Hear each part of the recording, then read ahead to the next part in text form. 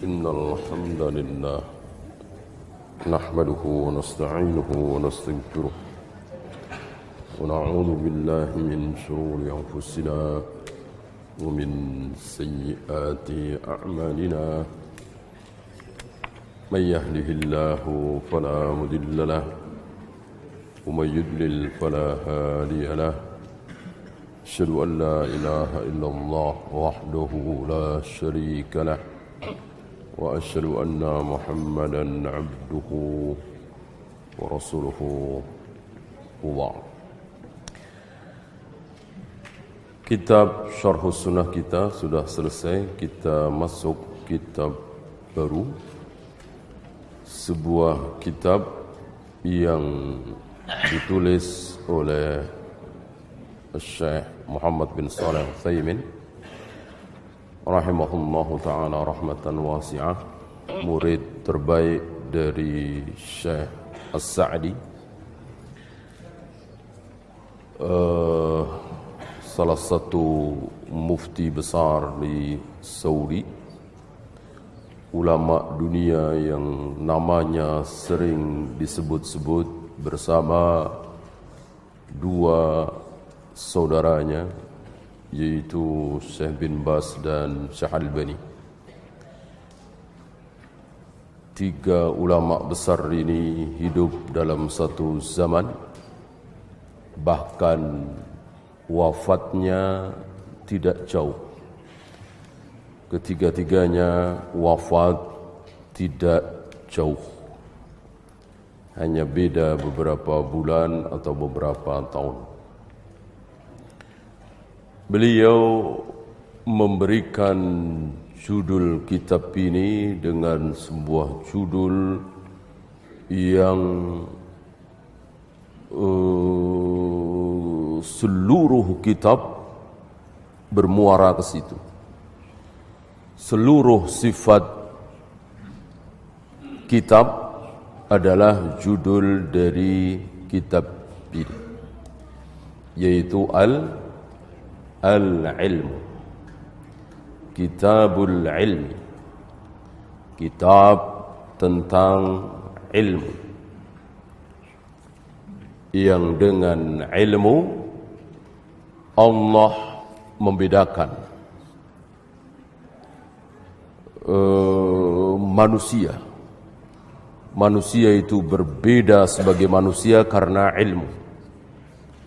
Oleh karena itu yang tidak berilmu, Allah katakan ulaika kal an'am bal hum adall. Ilmu terbesar, ilmu tauhid, yang apabila orang tidak mengetahui ilmu ini, maka Allah cap mereka sebagai ulaika kal an'am. Mereka itu seperti binatang, bahkan binatang yang paling dungu, binatang yang paling bodoh. Apa? Binatang ternak. Kalau kera, harimau itu kan masih ada cerdik-cerdiknya ya. Tapi kalau kerbau, sapi, kambing, ini dungu, bodoh. Makanya gampang diternak. Gitu. Kalau kambing, sapi, kerbau ini pintar, sulit kita nernaknya. Ya. Bodoh, dungu. Itulah manusia. Kalau tidak berilmu. Ilmu terbesar yaitu ilmu tauhid. Yang dengan ilmu itu seseorang bisa tahu Allah ada di mana, Allah maunya apa, yang disukai oleh Allah apa, yang dibenci oleh Allah apa, hak-hak Allah terhadap hambanya apa, hak-hak hamba terhadap Allah apa, dan begitu seterusnya. Kalau sampai ini saja tidak tahu, Allah itu siapa, Allah itu ada di mana, Allah itu maunya apa, sampai dia tidak tahu, Allah pastikan dia kekal di neraka selama-lamanya. Kalau sampai dia tidak tahu Allah itu siapa, Kenapa Abu Jahal, Abu Lahab masukkan ke dalam neraka kekal selama-lamanya? Jawabnya tadi, Abu Jahal, Abu Lahab dan teman-teman mereka tidak tahu Allah itu siapa. Kalau Allah itu apa sebagai Tuhan, Abu Jahal, Abu Lahab tahu, sering kita bahas di majelis ini. Bahwa Allah bersemayam di arsy, bahwa Allah menciptakan Adam dengan kedua tangannya, bahwa Allah akan menggulung langit dengan tangan kanannya, bahwa Allah turun ke langit dunia setiap sepertiga malam dan seterusnya. Ini yang Abu Jahal, Abu Lahab tidak tahu. Dan itu kan berterbaran di Al-Quran dan Sunnah. Tidak diketahui oleh Abu Jahal, Abu Lahab. Maka Abu Jahal, Abu Lahab kekal di neraka selama-lamanya. Ilmu terbesar. Nah, di kitab ini insyaallah ta'ala beliau akan membahas tentang ilmu, sifat dari ilmu itu. Termasuk sifat orang-orang yang punya ilmu. Nanti akan dijelaskan oleh beliau, salah satu sifat orang yang berilmu adalah takut kepada Allah. Takut kepada Allah. Innama yakhshallaha min ibadihil ulama.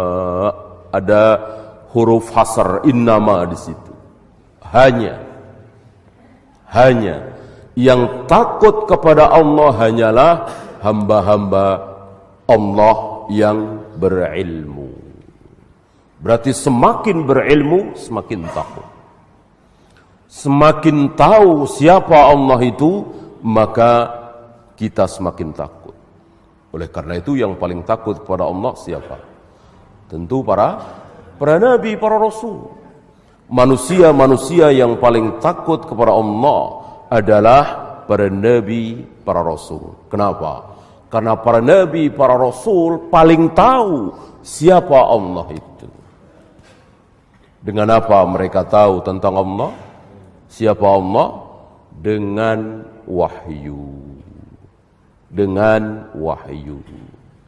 Bukan dengan logika, akal, mikir. Tidak. Itu cara-cara ahli filsafat untuk mengenal, mengetahui, membahas siapa Tuhan. Itu pakai mikir.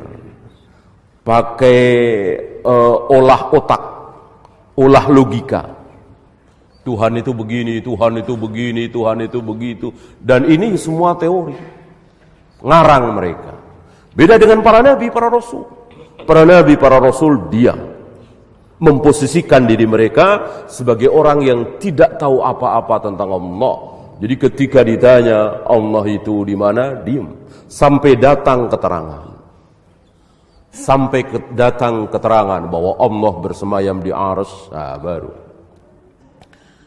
Ada mobil Nissan Juke merah B1683. Mohon dipindahkan menghalangi mobil lain.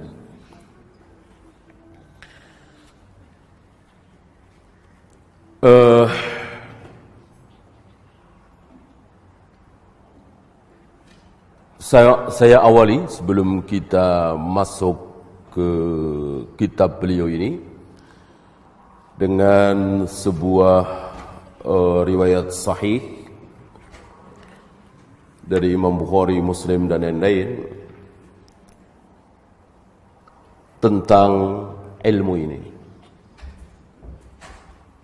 Dan jika kita berilmu dan ilmu kita ini sesuai dengan apa yang dikehendaki oleh Allah, maka pasti kita akan apa? Akan faham. Akan faham. Dan sebetulnya inti ilmu adalah itu. Inti ilmu adalah faham. Bukan apa? Bukan hafal. Apakah hafal itu ilmu? Ya. Intinya di situ tidak. Tidak.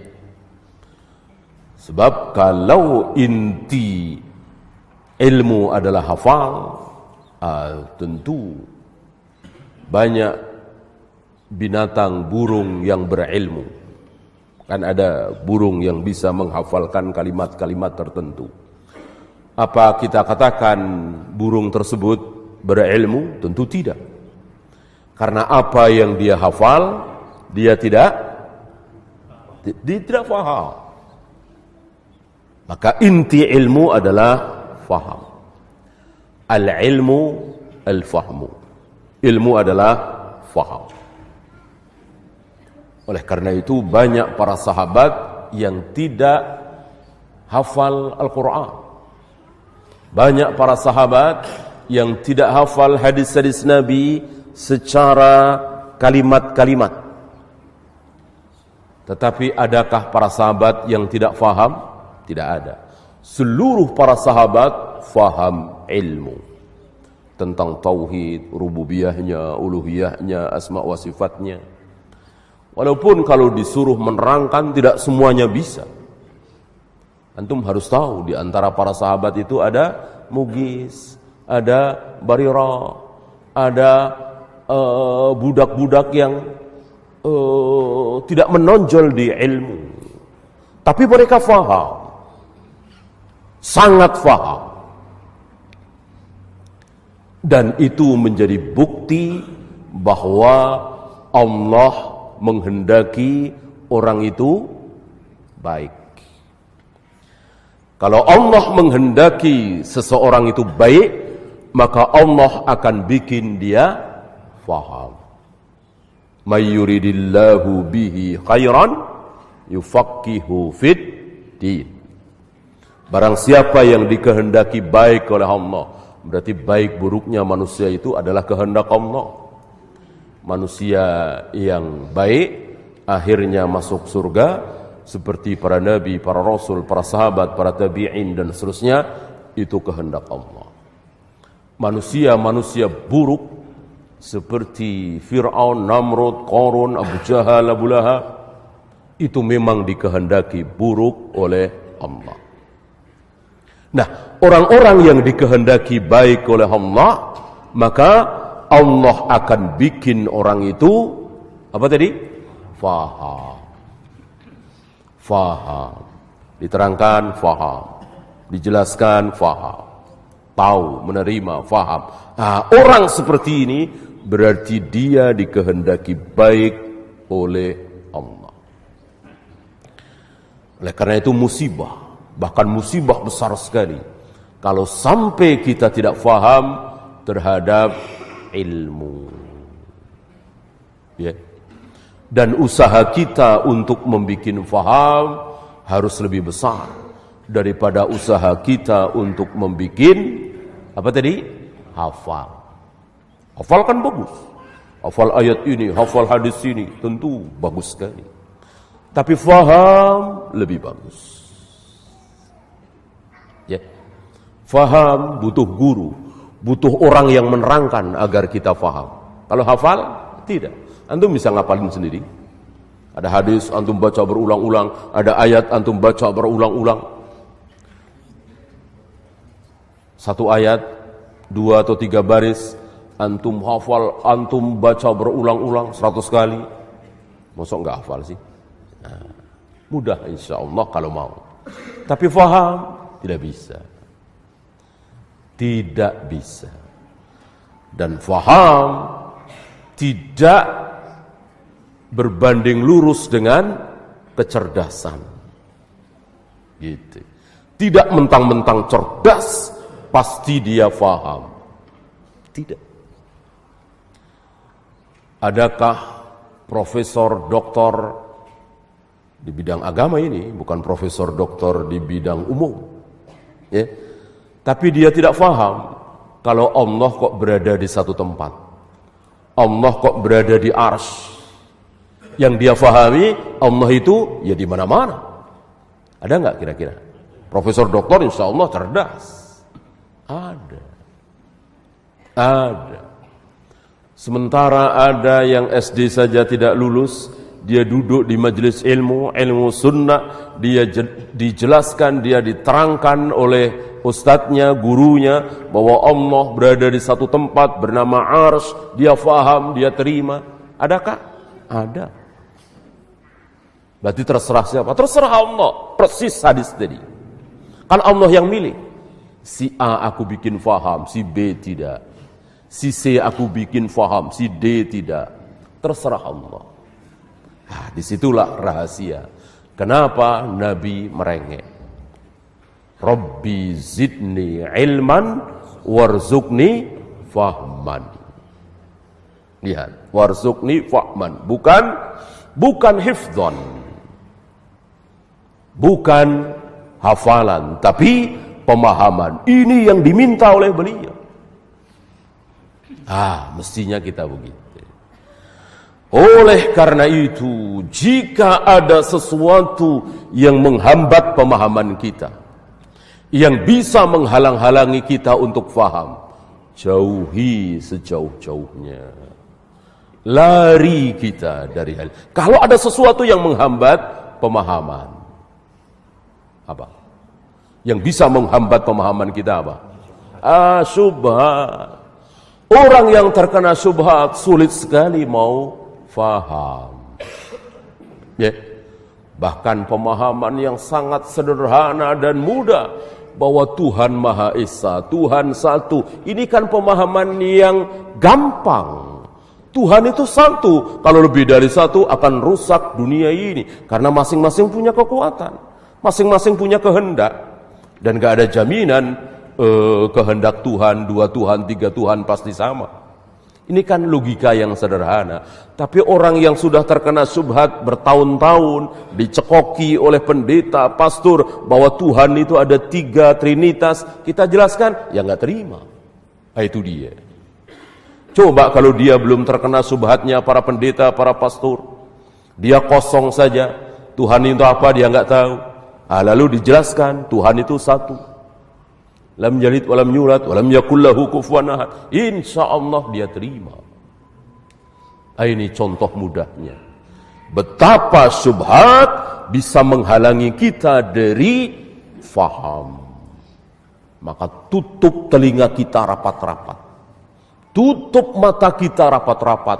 Jangan pernah bersinggolan dengan yang namanya syubhat. Maka jangan nantang-nantang syubhat. Lebih baik tidak dapat ilmu daripada dapat ilmu tapi tercampur syubhat. Lebih baik nggak dapat. Ada ilmunya nih 10. Luar biasa kan 10 ilmu. Tapi yang satunya syubhat. 9-nya betul-betul ilmu. Sunnah. Yang satunya syubhat. Mending lari kita. Mending gak dapat. Ya. Walaupun teman kita ini dapat 9. Tapi yang satu syubhat. Ini sangat berbahaya. Karena syubhat itu kan akan merembet. Tidak berhenti di situ. Ya. Nah, saya bacakan apa yang beliau tulis di kitab ini, yaitu sebuah riwayat.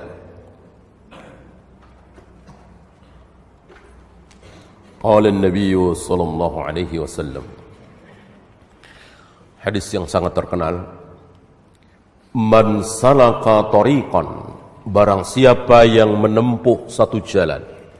Ingat, ada kata-kata salaka di sini, menempuh, berarti keluar rumah. Kalau tidak keluar rumah, ya mana mungkin disebut menempuh satu perjalanan. Man salaka tariqan, berarti dia harus keluar rumah. Gitu. Oleh karena itu al-ilmu yu'ta wala ya'ti. Ilmu itu, ini ucapan Imam Malik ketika beliau dimohon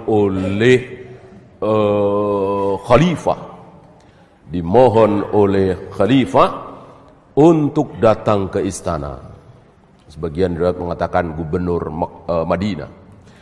untuk datang ke istana memberikan ilmu. Itu jawaban beliau. Al-ilmu yu'ta wala ya'ti. Ilmu itu didatangi, bukan mendatangi. Ya seperti ini. Antum mendatangi. Jadi keluar rumah. Bisa dekat, bisa jauh sekali. Para imam kita tahu ribuan kilometer keluar dari negerinya, mengarungi padang pasir yang luar biasa, hampir binasa. Abu Hatim Ar-Razi bersama dua temannya dalam rangka mencari ilmu. Bagaimana kalau di televisi, radio? Tentu keluar dari sini. Tentu nggak ada, salakanya tidak ada, menempuh jalannya tidak ada. Orang di rumah. Ya. Dapatkah keutamaan ilmu? Insya Allah.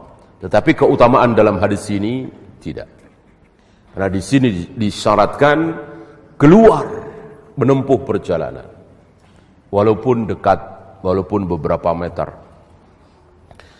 Yaltamisu fihi ilman, dalam rangka mencari ilmu, dalam rangka mencari ilmu, maka sahhalallahu lahu bihi tariqan ilal jannah. Allah mudahkan dia, jalan dia menuju surga. Berarti tidak berlebihan orang yang mengatakan bahwa mencari ilmu jalan menuju surga, jalan mudah, dimudahkan oleh Allah. Itu akhirat. Itu akhirat. Pasti kita yakin. Di dunia luar biasa. Keutamaan orang yang berilmu. Ya.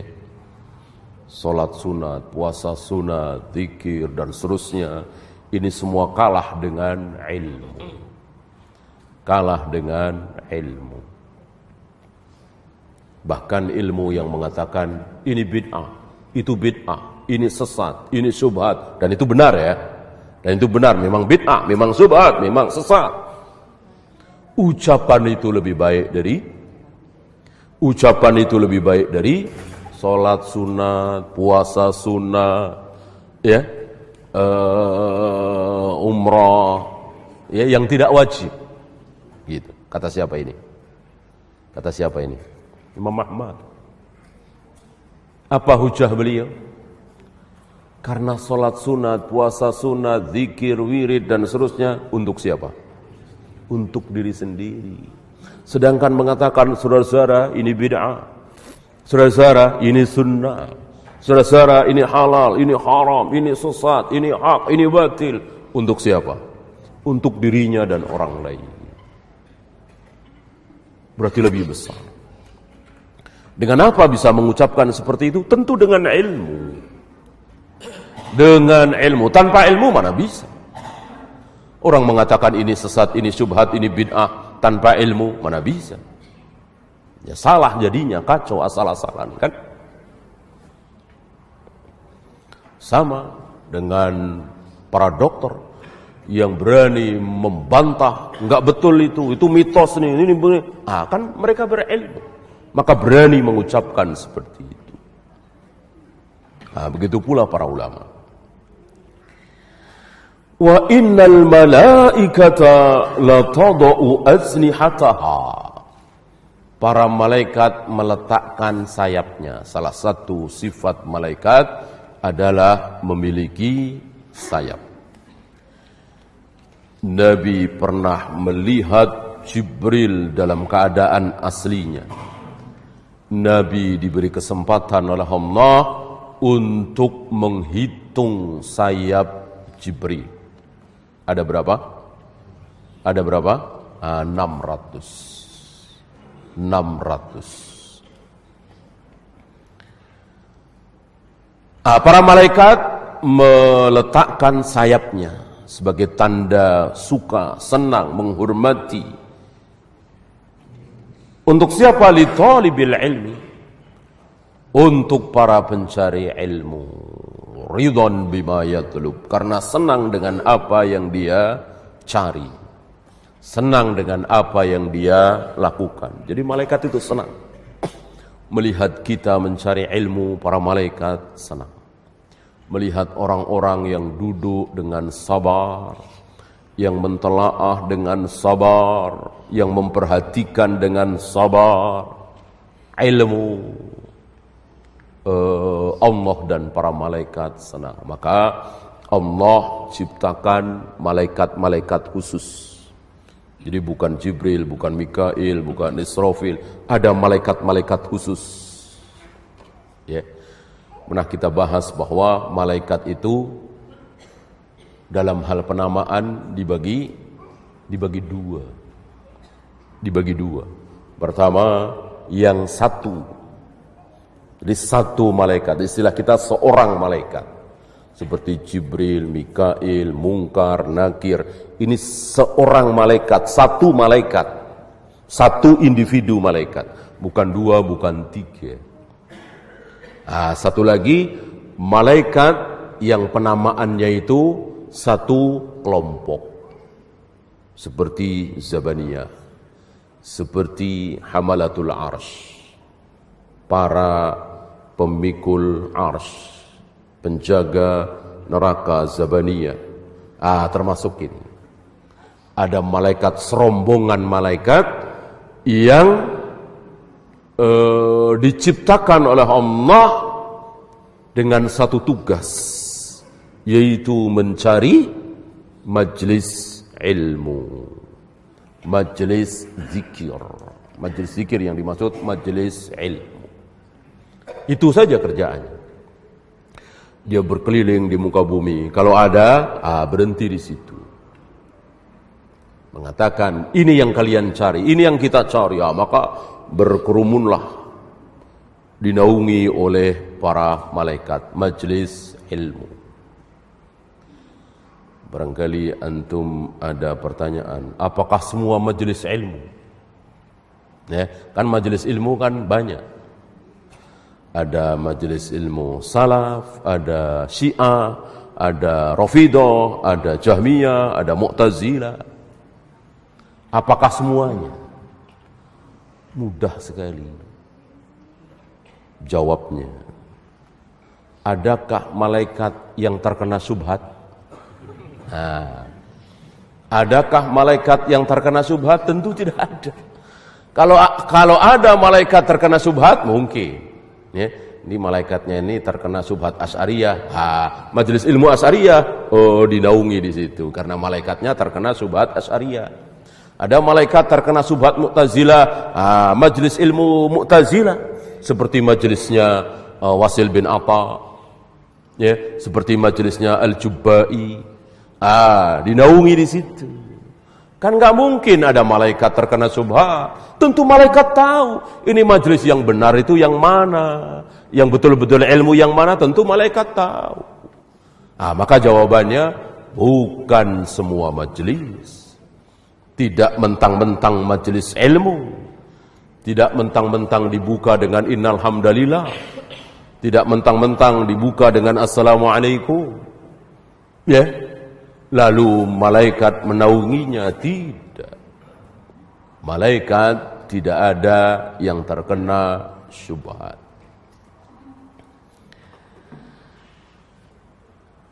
Wa innal 'alima, orang yang berilmu itu, la yastaghfiru lahu man fis samawati wa man fil ardi. Dimintakan ampun oleh yang di langit dan yang di bumi. Siapa yang di langit? Tentu hanya satu jawaban, para malaikat.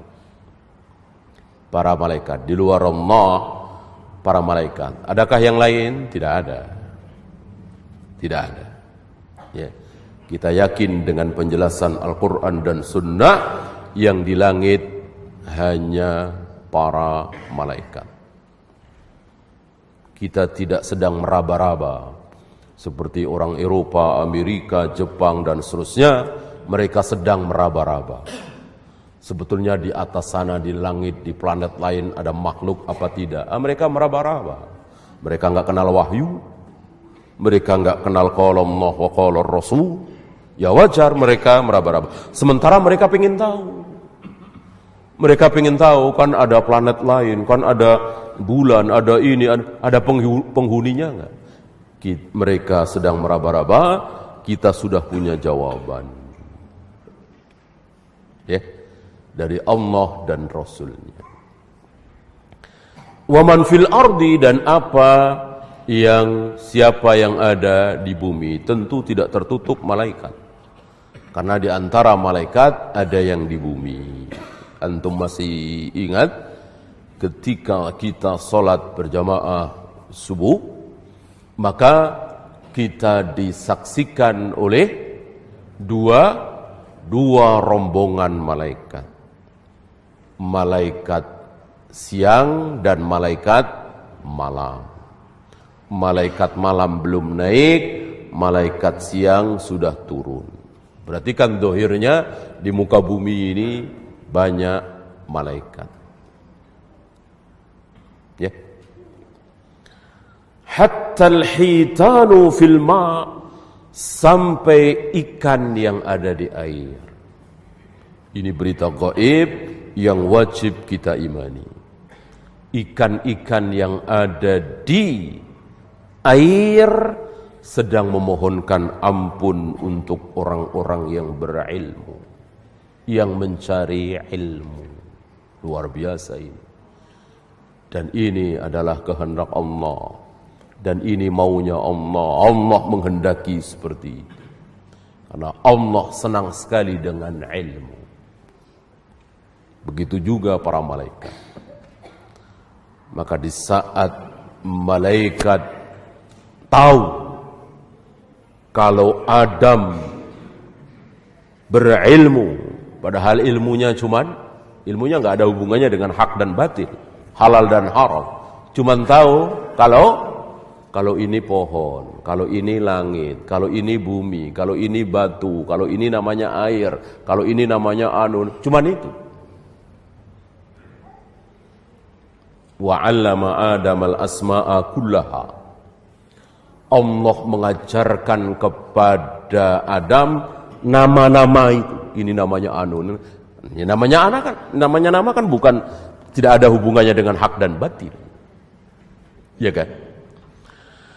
Begitu para malaikat sadar mereka tidak tahu apa-apa, Adam tahu, ditanya oleh Allah, Adam bisa menjawab, ini ini. Allah memerintahkan para malaikat untuk sujud kepada Adam, langsung para malaikat sujud. Ya, ini sunnah bagi kita untuk memuliakan, bukan sujud, karena kan sudah tidak boleh. Dulu masih boleh. Dari hari itu sampai harinya Nabi Isa, sampai hari di mana Nabi Isa diutus, itu masih boleh sujud kepada sesama manusia. Untuk apa? Untuk menghormati, bukan untuk menyembah. Untuk memuliakan. Kalau kita sungkem misalnya kan, apakah kita sungkem kepada nenek kita, ibu kita, niatnya nyembah? Tentu tidak. Niatnya menghormati. Bolehkah? Tidak boleh, sudah dilarang. Gitu. Kalau dulu sebelum syariat Nabi Muhammad SAW masih boleh. Masih boleh. Oleh karena itu ketika Mu'adz bin Jabal diutus ke Yaman, tinggal di Yaman, itu menjadi pemandangan sehari-hari di Yaman. Asal ada orang-orang Nasara bertemu dengan para pendeta, para pastor, sujud. Ketemu dengan pendeta, pastor, sujud. Untuk apa? Untuk memuliakan, bukan untuk menyembah. Nah, oleh karena itu, sepulang Mu'adz bin Jabal dari Yaman, di hari pertama bertemu dengan Nabi, Mu'adz sujud. Mereka sujud kepada para pendeta, kepada para pastor. Kenapa aku tidak sujud kepada Nabi? Ini lebih pantas. Mulai hari itulah beliau melarang. Ya.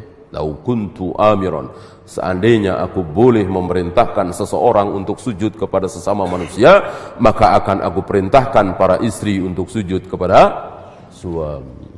Sudah tidak boleh lagi, dulunya boleh. Ya. Lihat, para malaikat langsung siap sujud memuliakan Nabi Adam. Demi tahu kalau Nabi Adam mengetahui nama-nama benda-benda tertentu. Ini sunnah menurut para imam untuk memuliakan orang yang lebih tahu dari kita, orang yang berilmu dari kita. Kita muliakan. Ya. Wa fadlul 'alimi 'alal 'abidi. Bagaimana keutamaan seorang yang berilmu di atas orang ahli ibadah, abid. Abid di sini bukan orang yang sholat 5 waktu, puasa Ramadan, bayar zakat, pergi haji, bukan. Bukan. Abid bukan seperti itu, ahli ibadah bukan seperti itu. Itu ya biasa ya, standar seorang muslim kan begitu, sholat 5 waktu, puasa Ramadan. Dan itu merupakan kebaikan yang luar biasa. Abid lebih dari itu. Seluruh sholat sunat dia lakukan, seluruh puasa sunat dia lakukan, ini ahli ibadah. Bagaimana keutamaannya dengan ahli ilmu? Mungkin puasa sunat dia nggak pernah, sholat sunat dia nggak pernah, tapi dia berilmu. Salat wajib tentu, puasa Ramadan tentu, zakat haji jelas.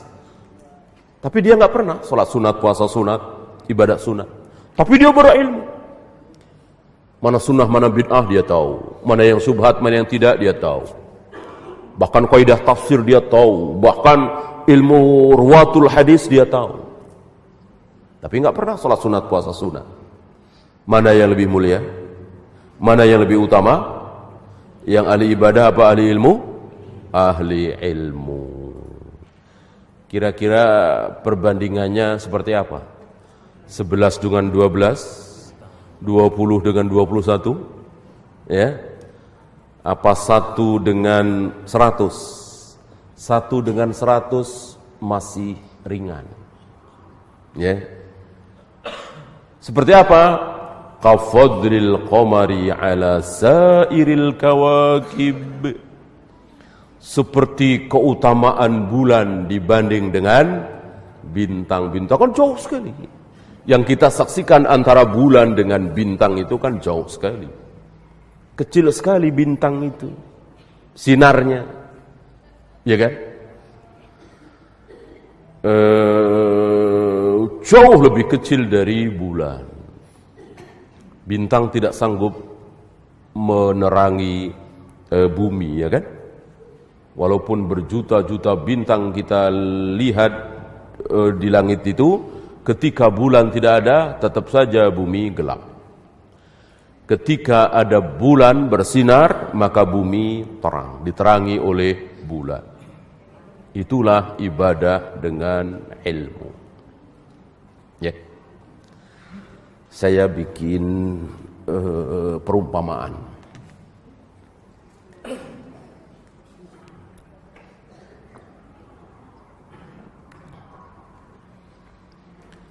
Ahli ibadah seperti anak SD misalnya. Ahli ilmu seperti anak SMP.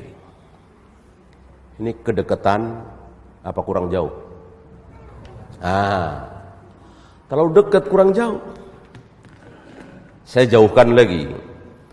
Ahli ibadah seperti anak SD. Ahli ilmu seperti anak SMA. Cukup apa masih kurang jauh? Kurang jauh. Kurang jauh. Ahli ibadah seperti anak SD. Ahli ilmu seperti anak kuliahan. Cukup segitu.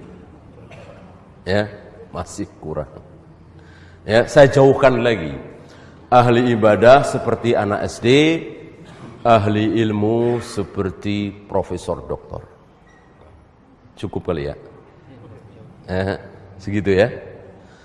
Ternyata ternyata masih kurang. Kok berani saya mengatakan masih kurang? Sabda Nabi sallallahu alaihi wasallam. Ya, di hadis yang lain. Keutamaan orang yang berilmu dibanding dengan keutamaan ahli ibadah, itu perbandingannya seperti siapa? Seperti aku, kata beliau. Ya, dengan adna min ummati. Dengan siapa? Umatku yang paling rendah. Ya, insya Allah kita yang ada di sini umat beliau yang paling rendah enggak? Insya Allah enggak lah, masih banyak yang enggak tahu apa-apa, yang enggak sholat, enggak puasa. Umat beliau tapi paling rendah. Mungkin enggak tahu cara sholat yang benar, mungkin enggak tahu cara haji yang benar, mungkin enggak tahu wudu yang benar, mungkin enggak sholat, tapi masih umat beliau. Bersyahadat, yakin kalau beliau adalah Nabi, Rasul, berimanlah, paling rendah. Itu berarti kan jauh sekali. Terlalu dekat antara anak SD dengan profesor doktor. Ya, orang Nabi, mana ada manusia sejajar dengan beliau. Manusia termulia adalah beliau Nabi Muhammad SAW. Dibanding dengan umat beliau yang paling rendah, ya tentu jauh sekali. Itu kira-kira perbandingan antara yang berilmu dengan ahli ibadah. Nah, di sini rahasia kenapa ulama-ulama kita meninggalkan ibadah. Ada beberapa riwayat ya, ibadah sunnah. Ketika ada ilmu di situ. Ya, tidak sholat ba'diyah, tidak sholat waktu itu ba'diyah ya, beberapa imam. Ketika syekh itu datang, jadi betul-betul ini yang lebih besar. Ya. Ini akan membuat kita semangat, terus semangat untuk mencari ilmu. Dan ini tidak harus tampil, antum harus tahu. Oh, kalau enggak tampil berarti bukan berilmu, salah.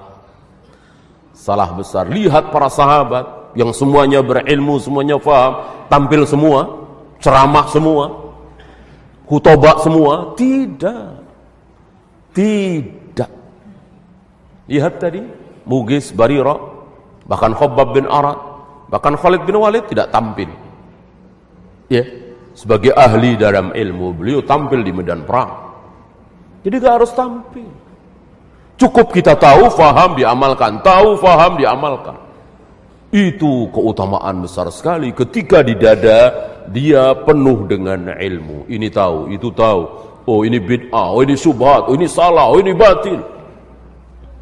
Dia berilmu. Walaupun sekali lagi tidak tampil, gak ada yang tahu. Cukup Allah yang tahu. Orang gak ada yang tahu, gak masalah. Ya, jangan seperti orang hizbin, harakiyin. Pokoknya ilmu itu harus ditampilkan. Oleh karena itu tujuan mereka tampil. Maka diadakanlah pelatihan-pelatihan dakwah. Tujuannya dakwah, tampil. Ya karena nggak bisa, latihanlah 3 bulan, 4 bulan. Oh, habis itu tampil. Ya, antum tahu para sahabat, para tabi'in yang ilmunya luar biasa, banyak sekali yang tidak tampil. Ya. Maka jangan jadi cita-cita kita untuk tampil di hadapan manusia. Ya. Tampillah di hadapan Allah. Pamerkan di hadapan Allah. Jangan di hadapan manusia. Wa innal ulama warasatul anbiya, dan sungguh para ulama itu pewaris para nabi. Pewaris para nabi. Sedangkan para nabi, wa innal anbiya lam yuwarrisu dirhaman wala dinaran. Para nabi tidak mewariskan dirham, tidak mewariskan dinar. Nah, ini tambahan ilmu. Bukankah Nabi Sulaiman wafat meninggalkan dinar dirham yang banyak sekali. Nabi Yusuf, Nabi Daud, kan ada nabi-nabi yang kaya raya. Ketika wafat tentu meninggalkan dirham, meninggalkan dinar, meninggalkan harta. Kok Nabi bilang para nabi tidak mewariskan dinar dan dirham? Seolah seluruh nabi pasti miskin. Jawabnya, harta yang ditinggal oleh para nabi bukan harta waris. Para nabi tidak boleh diwarisi. Seluruh harta para nabi menjadi milik kaum muslimin, umatnya. Bukan anaknya, bukan istrinya, bukan ahli warisnya. Oleh karena itu ketika Fatimah, mungkin waktu itu Fatimah belum sampai hadis ini ke beliau, minta bagian warisan tanah Nabi yang ada di Fadak, Khaybar. Kan beliau punya bagian di situ, ya kan? Kan beliau setiap kali kaum muslimin berperang, beliau dapat berapa?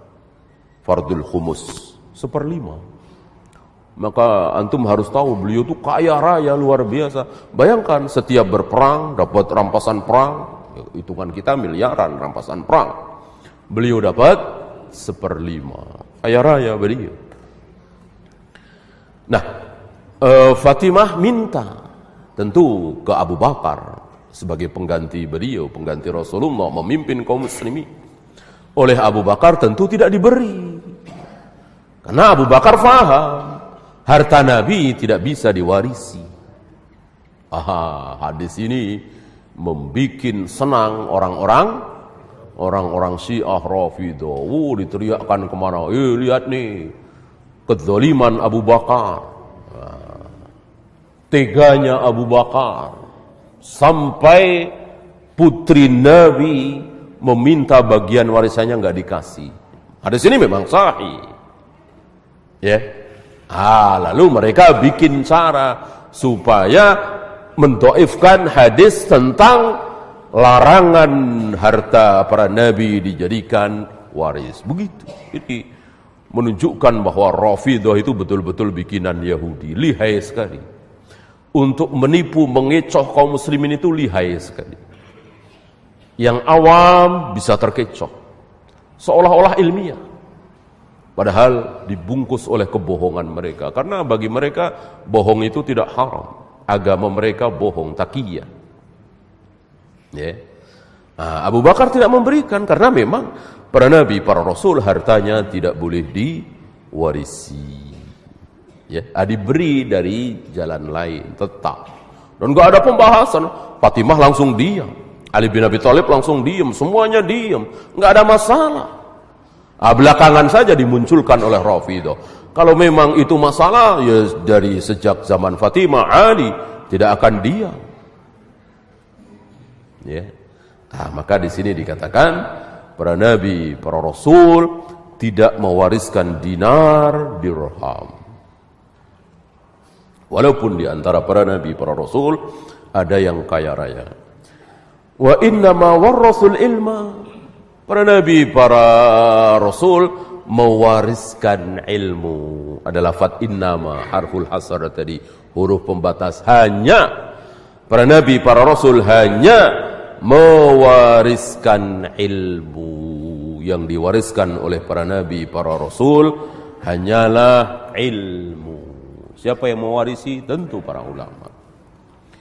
Faman akhadahu akhadha bihaddin wafidin. Barang siapa yang telah mengambilnya, berarti dia telah mengambil bagian yang banyak sekali. Wallahu a'lam.